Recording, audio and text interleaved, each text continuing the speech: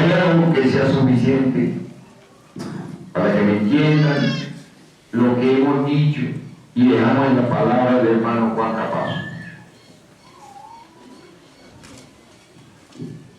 Muy buenos días, hermanos y hermanas.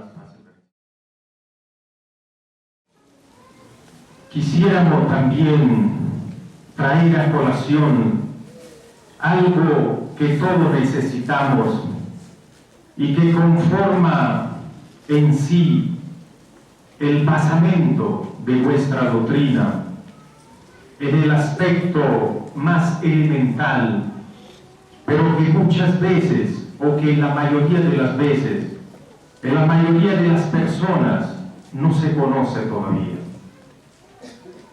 En muchas oportunidades, en algunos santuarios, a nosotros nos han preguntado de dónde proviene la gnosis. ¿Cuál es el origen verdadero de esa gnosis? ¿Por qué la doctrina nuestra se llama la doctrina gnóstica? Y esto lo quisiéramos compartir en la mañana de hoy, sintetizándolo al máximo, ya que para poder hablar sobre el aspecto o los aspectos históricos de la gnosis se necesitarían horas enteras o inclusive días enteros, porque realmente la historia de la gnosis que nos ha traído a nuestros días, que nos ha traído a nuestras condiciones hoy en día, tiene ya muchos milenios. Todos nosotros sabemos, porque nos ha enseñado el venerable maestro Samael, que la gnosis nació cuando nació la conciencia humana, porque la parte biológica, física del ser humano necesita de un alimento tridimensional, material, que son los alimentos que todos los días ingerimos. Pero la conciencia también necesita de un alimento diariamente para poderse desarrollar en vibrante armonía con la parte humana. Así pues, el elemento humano y el elemento espiritual van de la mano en un camino paralelo, recto e igual, equilibrado. Por eso, desde hace millones de años, cuando se presentó el ser humano sobre la faz de la tierra, en el aspecto tridimensional de la palabra, también surgió la doctrina del espíritu. Pero esa doctrina del espíritu nunca se llamó gnosis, se llamaba de otra manera, a través de los milenios, de los siglos, de los años.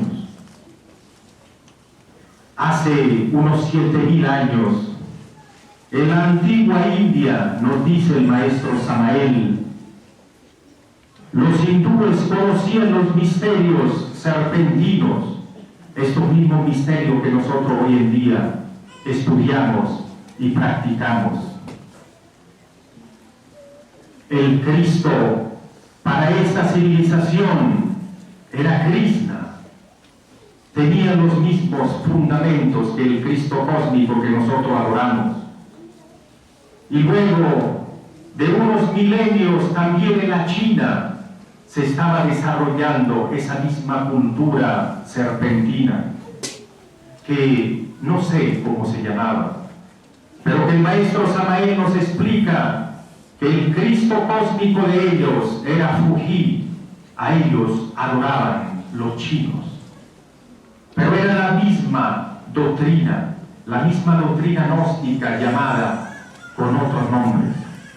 Y así sucesivamente, esa cultura serpentina se fue moviendo y desarrollándose, por ejemplo, en el antiguo Egipto, donde el Cristo era Aurus y Osiris Ra eran los padres de ese Cristo íntimo. Y allí se edificaron templos majestuosos y se desarrollaron almas extraordinarias dentro del cuerpo humano físico de grandes seres, de grandes iniciados, cuyos restos, cuyas reminiscencias todavía hoy recordamos enfáticamente y dentro de nuestro corazón. Luego, con el tiempo, esa doctrina serpentina se fue trasladando un poco más allá del Egipto y se implementó, se instaló en un país llamado Grecia.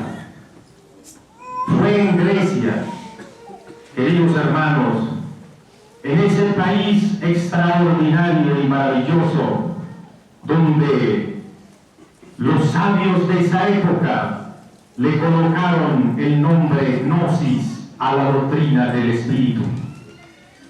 Imagínense ustedes, hermanos, aquí que tuviéramos un pizarrón y que estuviera escrito el nombre Gnosis grande ahí.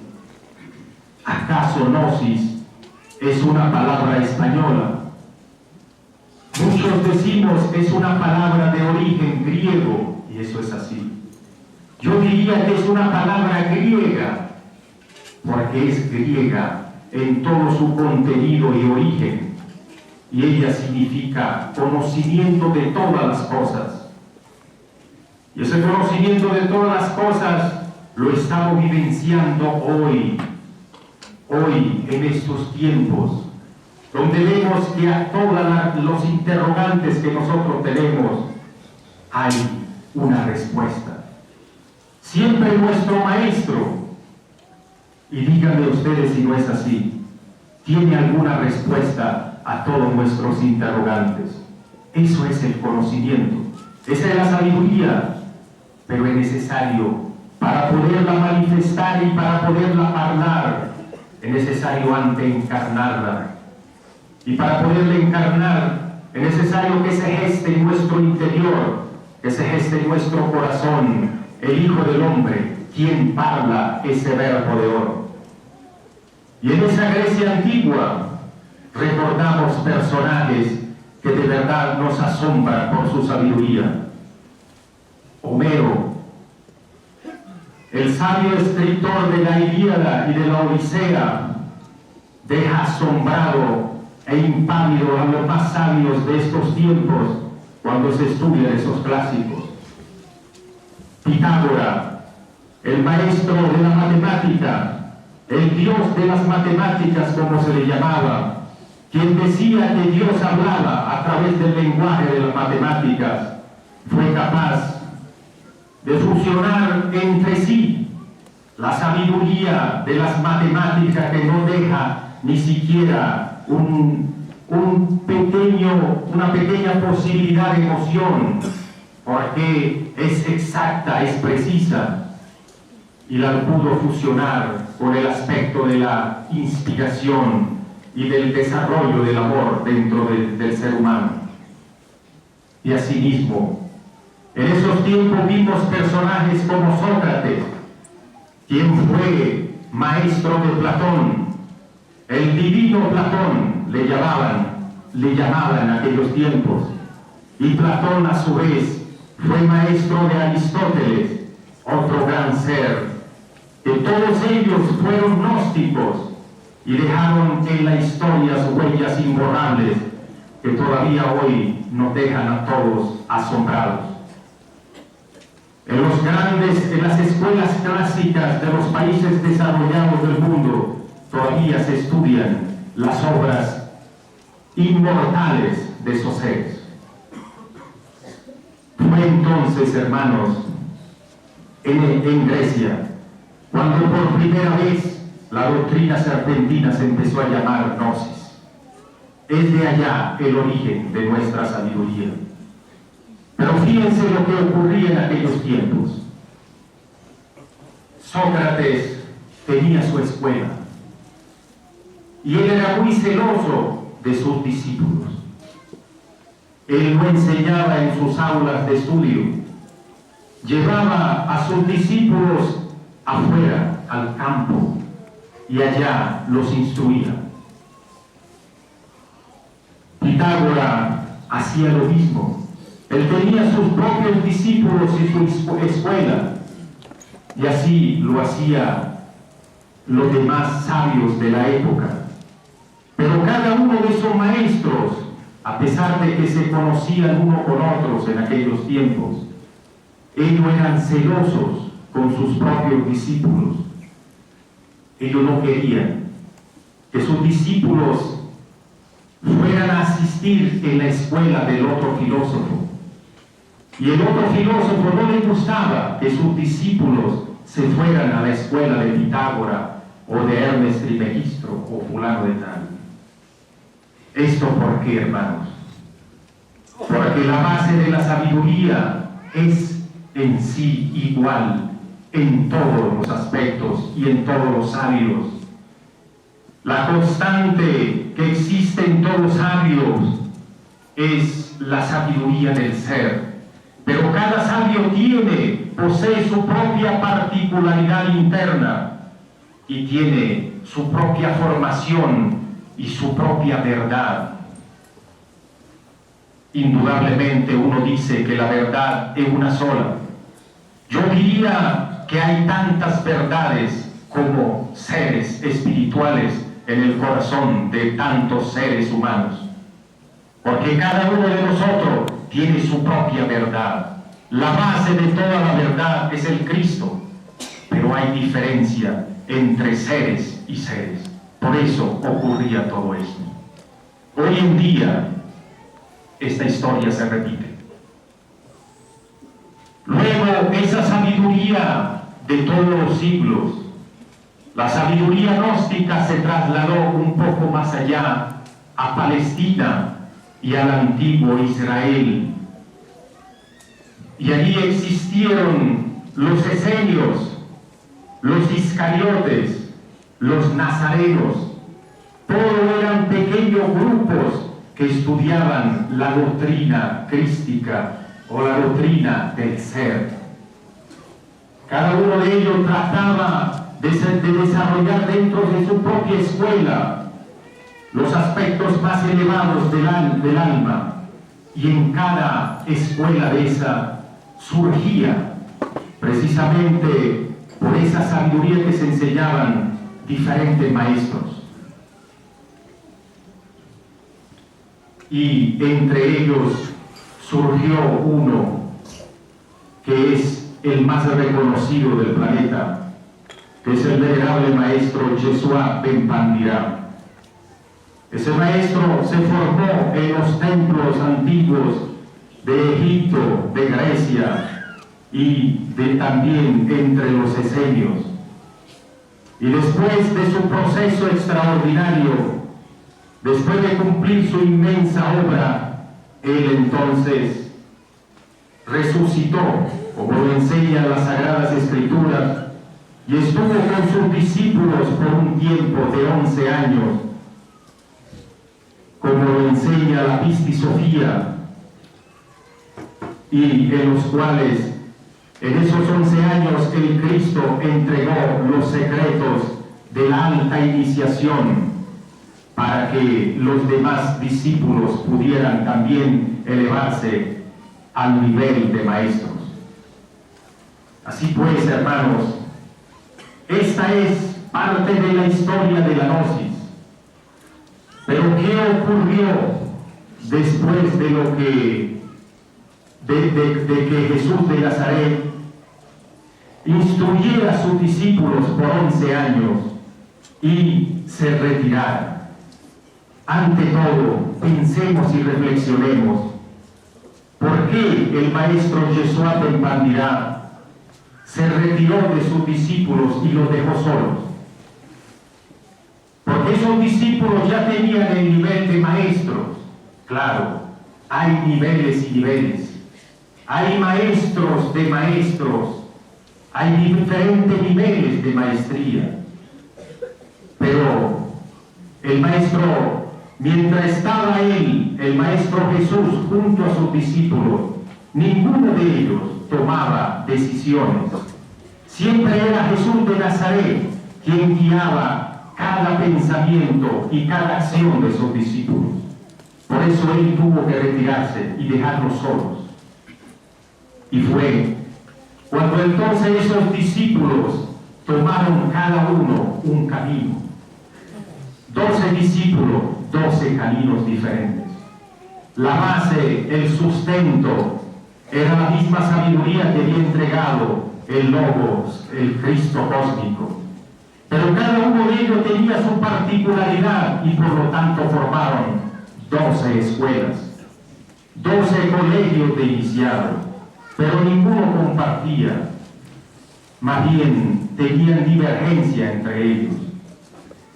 Y fue entonces en el primer siglo después de Cristo, cuando Pablo de Tarso los reunió a todos en un concilio, que fue el primer concilio cristiano que hubo en el planeta Tierra.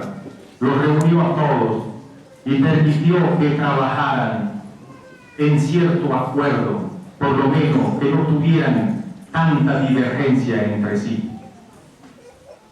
Luego, con el tiempo, hermanos, esa iglesia gnóstica primitiva que se conformó en ese concilio siguió su trabajo en una forma mancomunada, o lo mejor que se pudo. Pero lamentablemente ocurrió lo siguiente.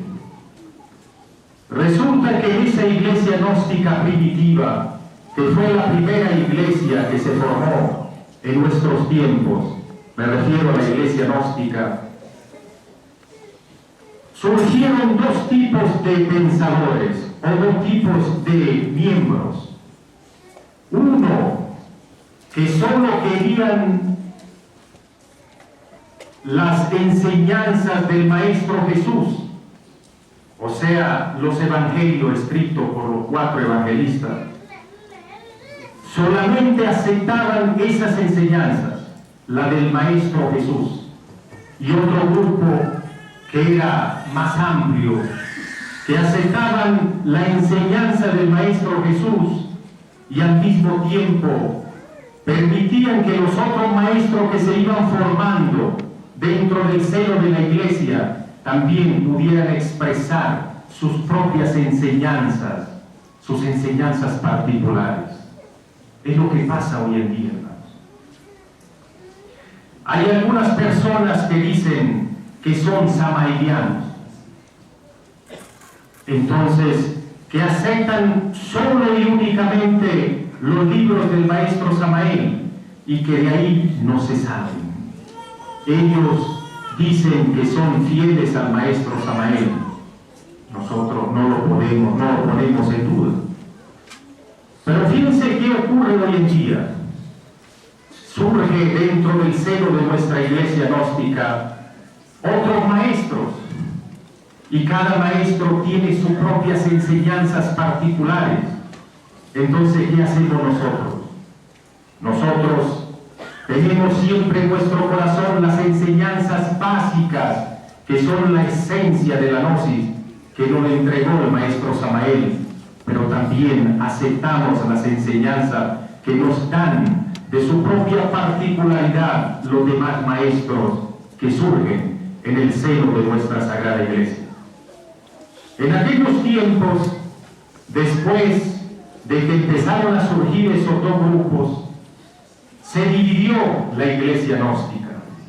Por un lado iba la iglesia gnóstica primitiva y por otro lado se fue formando otra rama de la iglesia que se fue llamando con el tiempo Iglesia Católica y luego con el tiempo Iglesia Católica Romana, porque se estableció su capital en el seno de Roma, capital del Imperio Romano. Así pues, hermanos, esa es parte de la historia, de la sabiduría, de la historia de nuestra iglesia gnóstica. Luego, con el tiempo, la iglesia católica se fue transformando cada vez en una iglesia más poderosa, más fuerte, y entonces empezaron las persecuciones hacia la iglesia gnóstica primitiva. La iglesia católica fue aliándose con los personajes poderosos del Imperio Romano y entonces lograron que se empezaran a perseguir a los pobres gnósticos y se les declaró herejes. ¿Saben qué quiere decir hereje? ¿Alguno de ustedes sabe qué quiere decir verdaderamente hereje? La Iglesia Católica de aquellos tiempos lo determinó de la siguiente manera: hereje es toda aquella persona que pretende tener una unión con Dios a través de una oración o a través de una inspiración sin la autoridad de la Iglesia Católica. Esa fue la definición de hereje para los gnósticos y para cualquier otro pensamiento o pensador religioso que existiera en esa época. Así pues, toda persona que no fuera católica no tenía el derecho entonces de poder dirigirse a Dios, porque no tenía el permiso de la Iglesia Católica. Esa era la cruda realidad. Pero ¿qué sucedió entonces, hermanos?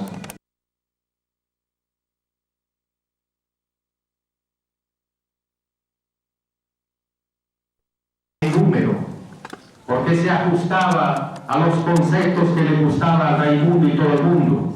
El grupo gnóstico ya tuvo que reunirse en pequeños grupos secretos para estudiar la doctrina de nuestro Señor.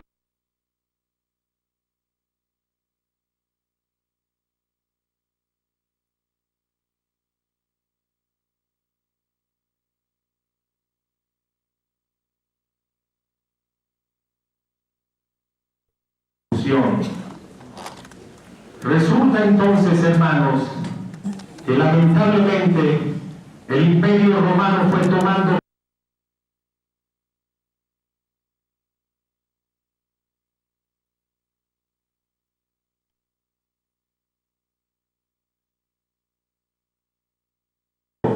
en una inmensa batalla, no sé contra qué otro ejército. Él tuvo un sueño la noche anterior de esa batalla, donde le mostraban un inmenso escudo y una cruz que decía: con este signo vencerás. Esa cruz era el símbolo que utilizaban los gnósticos, pero que la habían agarrado para sí la Iglesia Católica. Los gnósticos ya estaban en una forma secreta, casi nadie lo conocía ya. Pero los católicos eran públicos y ellos utilizaban la cruz como su propio signo de redención.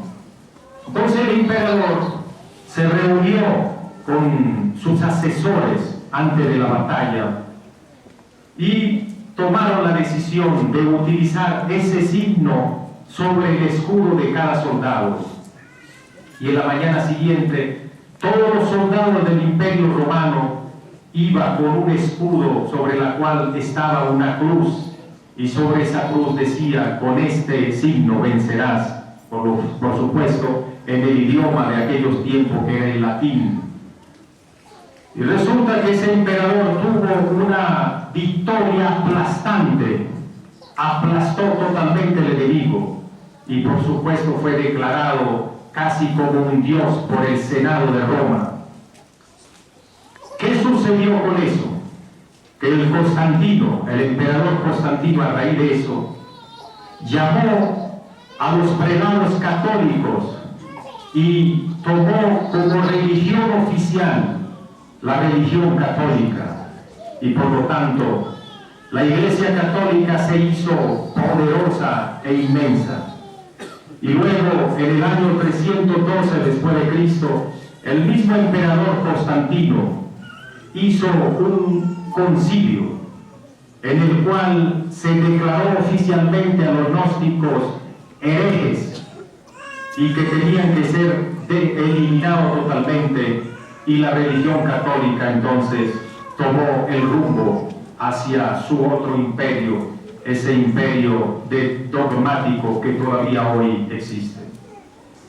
Por supuesto, los pobres gnósticos ya acabados, destruidos, no le quedó más que reunir sus libros escritos en papiros y depositarlos en vasijas que se utilizaban en aquella época de barro, taparlas herméticamente y sepultarlas en las arenas del desierto. Y así la gnosis desapareció del mundo, porque los católicos empezaron a quemar todos los libros que tuvieran alguna información de la gnosis. Por eso la gnosis desapareció de verdad casi por completo de la faz de la tierra. Por supuesto, el cielo nunca deja desamparado a su pueblo, y surgió de esas tierras del Medio Oriente un nuevo profeta llamado Maní, y ese Maní sacó una nueva religión y sus discípulos se llamaron los maniqueos, que estudiaron la gnosis, pero ya en un mundo que no estaba gobernado por los católicos y por lo tanto no eran perseguidos. Y cuando ya Maní murió, y cuando se acabó también esa parte, esa área de la gnosis, entonces surgieron los cátaros, que fue otro grupo que profesó la gnosis hasta en Europa, pero fueron también perseguidos por los católicos. Y así sucesivamente luego desaparecieron los cátaros, que fueron desintegrados virtualmente por esa Santa Inquisición, quemados casi en toda Europa. Millones de personas fueron quemadas en esa época. Y luego surgieron entonces los alquimistas. Y cuando ya los alquimistas se acabaron, surgieron los rosacruces. Y después de los rosacruces, los teósofos. Y después de los teósofos volvieron a surgir por encanto los gnósticos, con Kurt Heller, con ese ser que hizo una revisión histórica e implantó nuevamente la iglesia gnóstica en Alemania y en algunos sectores de Europa. Y luego de ese ser, el venerable maestro Viracocha, era el ser interno de ese Kurt Heller, entonces trajo a la luz pública el conocimiento gnóstico el venerable maestro Samael, que hoy se expresa a través del verbo de nuestro venerable maestro Laxmi. Así pues, en pocos minutos hemos hecho un recorrido imaginario a través de lo que fue la historia de la gnosis, que vale la pena o valdría la pena hacer una investigación profunda de esos conocimientos, ya que siempre nos enseñan que para poder conocer la parte, el presente de todas las cosas, para poder conocer la razón de lo que está sucediendo hoy en día, es necesario que estudiemos la historia, el pasado, lo que ha ocurrido antiguamente.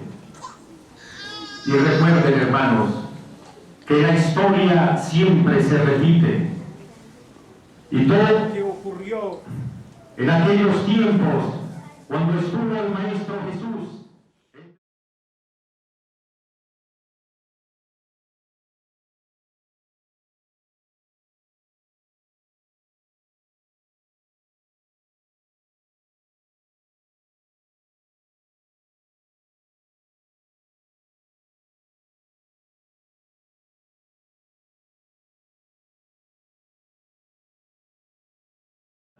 en este día. Por eso, hermanos, nosotros invitamos a todo el pueblo gnóstico que estudie las obras de los grandes maestros, de los grandes filósofos del gnosticismo que existieron en la historia, para que de ello aprendamos todos los conocimientos del alma, los conocimientos del espíritu que han de enaltecer nuestra propia persona humana, para permitirnos seguir el camino de ellos, de esos grandes sabios, hasta que consigamos nosotros mismos nuestra propia individualidad de seres humanos. Muchas gracias.